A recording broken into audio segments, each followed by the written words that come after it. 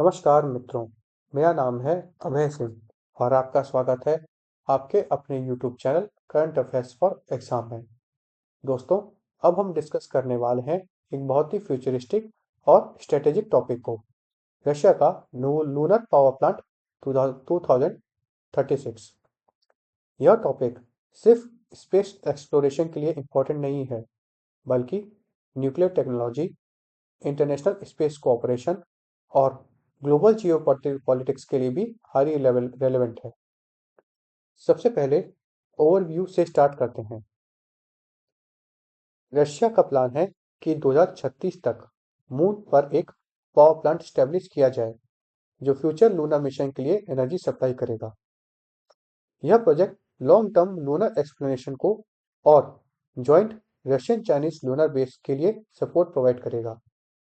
यानी ये सिर्फ शॉर्ट टर्म साइंटिफिक मिशन का पार्ट नहीं है, बल्कि एक सस्टेन्ड लूनर प्रेजेंस एस्टैब्लिश करने का इनिशिएटिव है।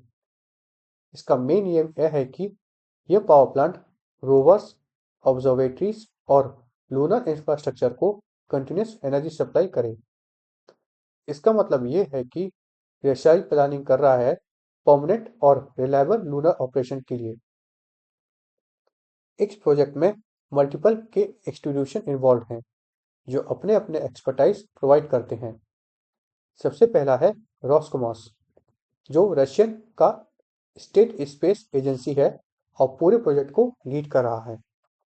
उसके बाद आता है दूसरे नंबर पर लाफ्कोचिन एसोसिएशन, जो एरोस्पेस डेवलपमेंट में एक्सपर्टाइज रखता है और लूनर सिस्टम और इक्विपमेंट डेवलप करेगा। तीसरा है रोसाटोम, जो रशिया का न्यूक्लियर कॉर्पोरेशन है और पावर सिस्टम के लिए responsible specially nuclear energy deploy करेगा। और चौथा है कुर्चाटोव इंस्टीट्यूट, जो न्यूक्लियर रिसर्च और टेक्निकल वैलिडेशन प्रोवाइड करता है और इंश्योर करता है कि पावर सिस्टम सेफ और इफेक्टिव हो। तो यहाँ आप देखते हैं कि यहाँ मल्टी एजेंसी कोलैबोरेशन है। स्पेस, न्यूक्लियर और रिसर्च इंस्टीट्यूशन इंटीग्रेट होकर काम कर रहे हैं। अब बात करते हैं न्यूक्लियर कंपोनेंट की।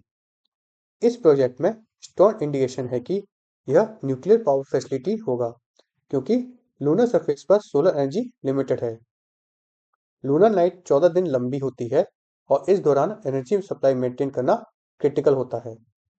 न्यूक्लियर पावर इस चैलेंज को सॉल्व करता है और रोवर्स, साइंटिफिक इंस्ट्रूमेंट और ह्यूमन मिशन को पावर प्रोवाइड करेगा। यह सिस्टम एक्सट्रीम लूनर टेम्परेचर्स और लिमिटेड सनलाइट के कंडीशन में भी रिलायबल है। इसका मतलब कि कंटिन्यूस और सस्टेनेबल रूरल ऑपरेशन पॉसिबल हो पाएंगे, जो सिर्फ सोलर एनर्जी से पॉसिबल नहीं है। यह प्रोजेक्ट स्ट्रेटेजिक इंपॉर्टेंस के लिए भी क्रिटिकल है। सबसे पहले यह international lunar research centre ILRS को सपोर्ट करेगा, जो रशिया चाइना कोऑपरेशन का पार्ट है। दूसरा, ये रशिया और चाइना के बीच टेक्नोलॉजी और नॉलेज शेयरिंग को एनहेंस करेगा। तीसरा, इस मिशन से कॉस्ट रिड्यूस होगी और रशिया की कॉम्पिटिटिव पोजीशनिंग स्पेस एक्सप्लोरेशन में स्ट्रेंथन होगी। और चौथा, यह एक इम्पॉर्टेंट पॉइंट है कि रशिया के ग्लोबल स्पेस लीडरशिप को यह उसकी रिस्टोर करने में मदद करेगा। आपको बता दूं फ्रेंड, कोल्ड वॉर के समय जब यूएसएसआर था, तो यूएसएसआर और अमेरिका के बीच एक ग्लोबल स्पेस लीडरशिप के लिए लड़ाई चलती रहती थी और उस लड़ाई में रशिया अर्थात पूर्व यूएसएसआर लीड करता था। यानी यह प्रोजेक्ट सिर्फ टेक्निकल प्रोजेक्ट नहीं, बल्कि जियोपॉलिटिकल और स्ट्रेटेजिक पोजिशनिंग का भी टूल है। अब बात करते हैं इसके बैकग्राउंड और कॉन्टेक्स्ट की। रशिया की स्पेस डोमिनेंस डिक्लाइन हुई है, स्पेशली यूएस, चाइना और प्राइवेट स्पेस फर्म के आने के बाद। लूना 25 मिशन का क्रैश अगस्त 2023 में रशिया की रिसेंट चैलेंजेस को हाईलाइट करता है। हिस्टोरिकली रशिया ने स्पेस एक्सप्लोरेशन में लीड किया है। यूरी गैगरिन को 1961 के मिशन के बाद। और अब न्यूक्लियर पावर को लूनर बेस में डिप्लॉय करना क्रूशियल है फॉर परमानेंट स्टेशन और कॉम्प्लेक्स साइंटिफिक रिसर्च। यानी यह प्रोजेक्ट रशिया के स्पेस एम्बिशन को सस्टेन करने और फ्यूचर में लॉन्ग ड्यूरेशन रिसर्च एनेबल करने के लिए एक प्लान भी है। प्रोजेक्ट का लॉन्ग टर्म गोल है permanently functioning lunar base establish करना। इसका टाइमलाइन टारगेट है 2033 से 2036 के डेवलपमेंट फेज, जिसमें डिजाइन, टेस्टिंग और इंस्टॉलेशन कंप्लीट होगा। इसका ऑब्जेक्टिव है लॉन्ग ड्यूरेशन साइंटिफिक रिसर्च और इंफ्रास्ट्रक्चर ऑपरेशनल इनेबल करना। और सबसे इंपॉर्टेंट, यह कंटिन्यूस एनर्जी सप्लाई प्रोवाइड करेगा जो सोलर पावर लिमिटेशंस के बावजूद ऑपरेशन को सपोर्ट करेगा। इसका मतलब है कि Russia long term lunar presence और एडवांस रिसर्च के लिए प्रिपेयर हो रहा है। लेकिन इसमें चैलेंजेस भी काफ़ी हैं। ऑटोमेटेड डिप्लॉयमेंट और nuclear lunar reactor cooling system required हैं। लूनर सरफेस पर कंडीशंस एक्सट्रीम होती हैं। 14 दिन दिन रहता है और 14 दिन नाइट रहती है।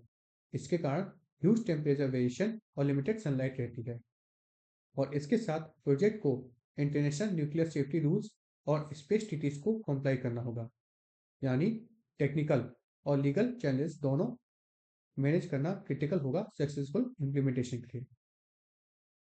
ग्लोबल कॉन्टेक्स्ट के हिसाब से समझें तो यूएस भी प्लान कर रहा है लूनियर रिएक्टर मिशन बाय 2030, जो मून के स्ट्रेटेजिक रिसोर्सेज के लिए क्रिटिकल है। मून को कंसिडर किया जाता है हीलियम 3 और रेयर अर्थ एलिमेंट का अल्टीमेट सोर्स, जो फ्यूचर एनर्जी और टेक्नोलॉजी के लिए वैल्यूबल है। इसलिए ग्लोबल कंपटीशन एक्सलेट हो रहा है फॉर लूनर इंफ्रास्ट्रक्चर और एनर्जी प्रोजेक्ट। और ये रशिया चाइना इंडिया डायनामिक्स के कॉन्टेक्स्ट में स्ट्रेटेजिक स्पेस डिप्लोमेटिक्स और जियोपॉलिटिक्स का एक इंपॉर्टेंट एग्जाम्पल है। यह टॉपिक यूपीएससी एस्पिरेंट के लिए काफ़ी हाईली रिलेवेंट है, क्योंकि यह साइंस और technology, nuclear power and extra terrestrial energy system के हिसाब से इंपॉर्टेंट है। इसके अलावा रशिया चाइना स्पेस कॉपरेशन और कॉम्पिटिशन में इंटरनेशनल रिलेशन के हिसाब से इंपॉर्टेंट है। यह इलिस्ट्रेट करता है कि रशिया न्यूक्लियर एनर्जी टेक्नोलॉजी और स्पेस मिशन को इंटीग्रेट कर रहा है और सस्टेन लूनर ऑपरेशन पॉसिबल बनाने की राह पर चल चुका है। अब ये एक परफेक्ट केस स्टडी है for geopolitics strategy and technology planning.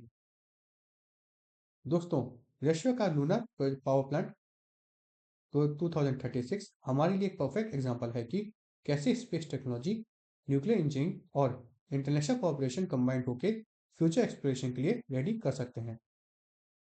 आज का सेशन यहीं समाप्त होता है। आपको हमारा सेशन समझ में आया? लाइक एवं सब्सक्राइब अवश्य करें। धन्यवाद। जय हिंद, जय भारत।